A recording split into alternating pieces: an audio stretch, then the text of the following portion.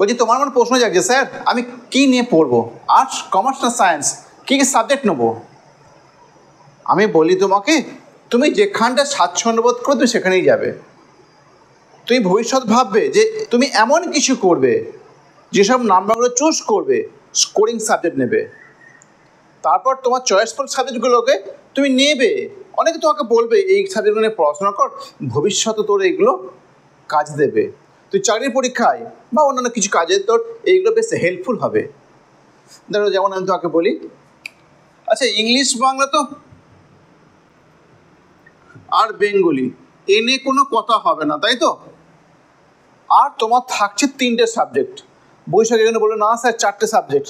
আমি ঠিক বলছি, যেটা অপশনাল সাবজেক্ট সেটাকে পাশে সরিয়ে রেখে দাও, যেও না।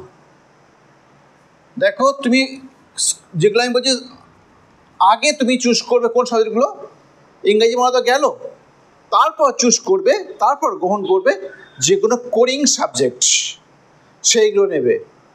অপশনাল সাবজেক্ট না যায় ভালো, মানে 6 নম্বর সাবজেক্টে না যায় বেটার। নিয়েছো না? নিয়েছো না? না নেই ভালো, তাহলে কাটিয়ে দেবে। এখন 3 মাস কাটানো যাবে, যতদিন না রেজিস্ট্রেশন হচ্ছে ততদিন কাটানো যাবে। যতদিন রেজিস্ট্রেশন হচ্ছে ততদিন কাটানো যাবে। তোমাকে আবার সই করাবে দেবে, অনেকগুলো ফর্মে সই করাবে, সেটা রেজিস্ট্রেশন। বুঝতে পারলে? তাহলে তোমার কী হলো, তুমি যদি নিয়েও ফেলো এখনও উপায় আছে। আগে কী লিখলাম, প্রথমে লিখলাম স্কোরিং সাবজেক্ট, তারপরে কী লিখলাম চয়েসফুল সাবজেক্ট, তারপর লিখলাম বেনিফিশিয়ারি মানে উপকারী। উপকারী বিষয় কী কী? ফার্স্ট কী লিখেছি স্কোরিং সাবজেক্ট। তোমার আর্টসের কথা বলো, আর্টস নিয়ে মানুষ হওয়া যায়, আর্টস নিয়ে ভালো রেজাল্ট করলে অনেক অনেক অনেক কিছু ভালো কিছু করা যায়। কে বলেছে আর্টস খারাপ? কে বলেছে? মোটেই আর্টস খারাপ নয়, দেখো তুমি একবার। আচ্ছা বলছি ধরো একবারে জিওগ্রাফি, ঠিক আছে জিওগ্রাফি।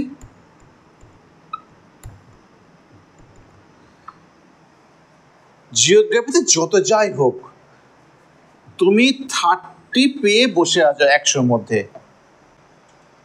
যেটা প্রজেক্ট বা প্র্যাকটিক্যাল এটা পেয়ে তো অলরেডি বসে আছো জিওগ্রাফিতে। ক্লিয়ার? তো জিওগ্রাফি তোমার নিতেই হবে। ক্লিয়ার? তারপর 2-এ তুমি যাও সংস্কৃত, তোমাকে এটা নিতেই হবে, এটা কোরিং সাবজেক্ট। তুমি ধরো বাংলা পড়েছো, ইংরাজি পড়েছো, অনেক বড় সিরিয়াস হয়, কিন্তু সিরিয়াসটা খুবই ছোট। অনেকে বলে না স্যার আমি সংস্কৃত কিচ্ছু জানি না, আমি অক্ষর জানি না। তুমি তো বলো এটা সবার ক্ষেত্রে প্রযোজ্য।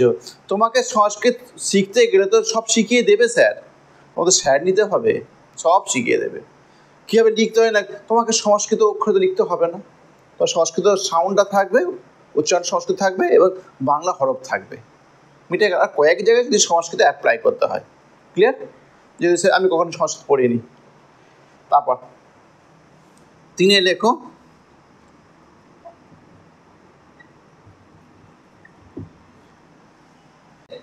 এই 3টে সাবজেক্ট নাও, এর বাইরে না যাওয়াই বেটার। তুমি এইগুলো নিয়ে পড়াশোনা করে দেখো কিরম মার্কস আর উঠে দেখো একবার, বুঝতে পারলে? এর বাইরে যাবে না। যদি তোমার আরও মনে হয় এডুকেশান নেবে নাও, তুমি তোমার মনে হয় যদি EVS জাগে নাও, তুমি যদি মনে হয় কম্পিউটার অ্যাপ্লিকেশান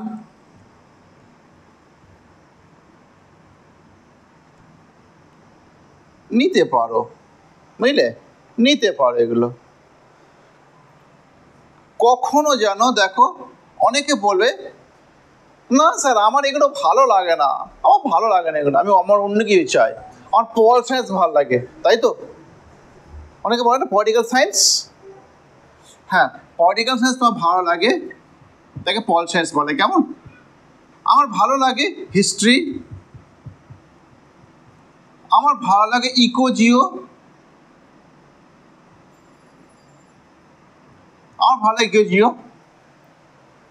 আমি বলি এগুলো তুমি নেবে না, এগুলো স্কোরিং সাবজেক্ট নয়, এইগুলোতে নাম্বার বেশি তোলা যায় না, বুঝতে পারলে? এগুলো নাম্বার বেশি ক্যারি করে না, তুমি নিচ্ছ না। আবার দেখো এইগুলোই কিন্তু হিস্ট্রি হচ্ছে বেনিফিশিয়ারি সাবজেক্ট। চাকরির পরীক্ষায় হিস্ট্রি থেকে কোশ্চেন আসবেই পলিটিক্যাল সায়েন্স থেকে কোশ্চেন আসবেই, জিওগ্রাফি থেকে কোশ্চেন আসবেই। হ্যাঁ, এর উপকারী সাবজেক্ট, বুঝতে পারলে? তবু আমরা নেবো না। দেখো এই লাইফে পরীক্ষা তুমি একবার দেবে, ভালো করে বুঝে নাও, লাইফে পরীক্ষা তুমি একবার দেবে। এই উচ্চ মাধ্যমিক পরীক্ষা তুমি দিতে পারবে না। যা নাম্বার তো তুমি একবারই নাম্বার তুলে নাও, বুঝতে পারলে? এই নাম্বার তোমার হোল লাইফে তুমি একবার পাবে। তুমি আগে নাম্বারটা তুলে নাও, দিয়ে তারপরে যখন চাকরির পরীক্ষা দেবে তখন এইগুলো পড়ে নেবে, কিচ্ছু হবে না, পড়ে নেবে ওগুলো, বুঝতে পারলে? যে যা বলছে বলুক, আমি পার্সোনাল হয়ে তোমার সাজেস্ট করছি তুমি এই 3টে নিয়ে এগো। যদি কেউ বলে একটা অপশনাল সাবজেক্ট রেখে দে না, আরে অনেক ঝামেলা আছে, অপশনাল সাবজেক্ট রাখতে গেলে লাভটা কি আছে? অপশনাল সাবজেক্ট তোমার তেমনই, যদি বাই চান্স তোমার কোনো অ্যাক্সিডেন্ট হয়ে যায়, যদি ধরো তোমাকে পরীক্ষায় তো বসতেই হবে, যদি অপশনাল সাবজেক্ট তুমি পরীক্ষায় অ্যাবসেন্ট থাকো, তোমার 1 বছর ল্যাপস হয়ে যাবে। তোমাদের ক্ষেত্রে যারা একদম ভাবে যে না আমরা ফেল করে যাব, ফেল কেউ করে না। একদম ধরো তুমি জিওগ্রাফিতে বাই চান্স বেশি না পেলে না, 2-3 নম্বর হয়তো বেশি পেয়ে গেলে এডুকেশানে, তখন এডুকেশন তোমার মেন সাবজেক্ট হয়ে যাবে, আর জিওগ্রাফি তোমার 4th সাবজেক্ট হয়ে যাবে। ওই লেবারটা যদি তুমি এইখানে আগে দিয়ে দাও, এই সাবজেক্টটা না দিয়ে, তোমার এইখানে বিজিতে প্রচুর নাম্বার পেয়ে যাবে, বুঝতে পারলে? হ্যালো, ক্লিয়ার হয়ে গেলে? এখন তোমার যদি নেওয়া হয়েও যায়, তোমার রেজিস্ট্রেশন পর্যন্ত টাইম আছে, তুমি এর বাইরে যাবে না। আর ভালো টিচার নেই, বুঝলে? তুমি দেখবে, আমি দেখেছি লাস্ট মিনিট সাজেশান, এই করে এমসি করলে কিচ্ছু বাইরে যাবে না।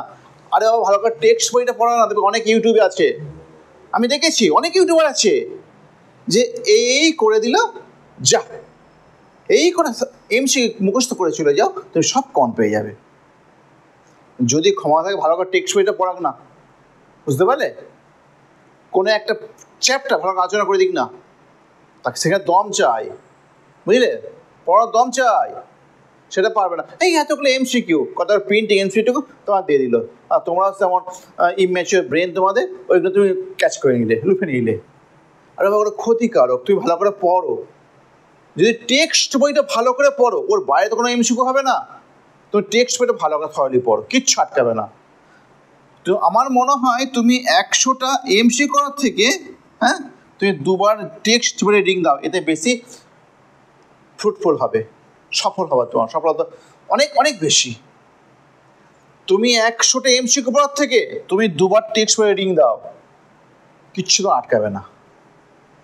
তাহলে শেষ হয়ে গেল এই নিয়ে কথা, আর কোনো কথা নেই।